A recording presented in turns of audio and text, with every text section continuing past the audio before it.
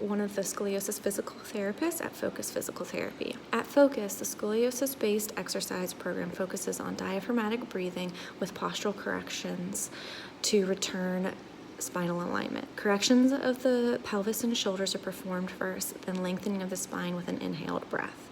This allows the spine to straighten from its curved position, activating the shortened muscles. During the exhale, corrections of the spine are performed using the back and abdominal muscles to improve the spinal position and reduce the curve and prominences. The exercises are done in many different ways, including sitting, standing, on your back, side, and even hanging. The idea is to control your breath to increase lung capacity and isometric spinal muscle contractions to improve the curvature. The primary focus of treatment is to stop the progression of the curve and reduce your risk of needing surgery. Patients work with a physical therapist one-on-one.